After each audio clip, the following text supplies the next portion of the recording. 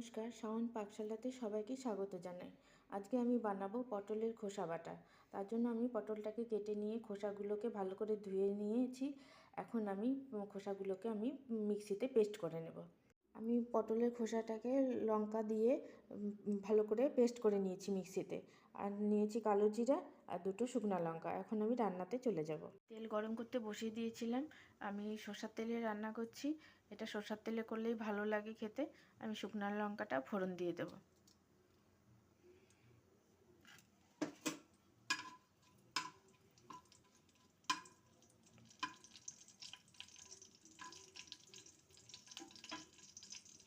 দেব কালো জিরে,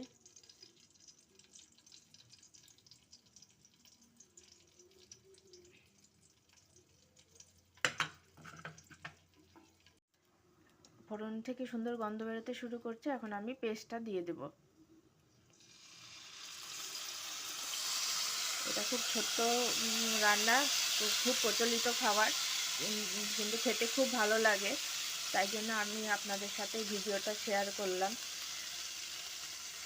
আমি পেস্টটা করার সময় লবণ দিয়েছিলাম, সেই জন্য এখন আমি অল্প লবণ দেব। দিচ্ছি সামান্য হলুদ গুঁড়ো।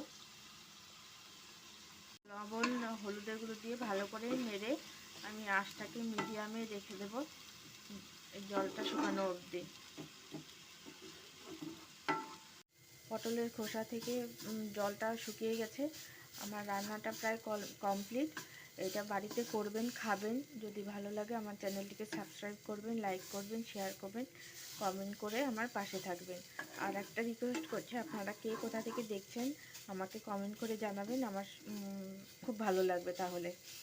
আর পটলের খোসা বাটার মধ্যে যদি আপনারা একটু পোস্ত বাটা দেন তাহলেও খুব ভালো লাগবে খেতে। আমার কাছে পোস্তটা নেই, তাই আমি দিতে পারলাম না। আমি এখন নামিয়ে সার্ভ করব।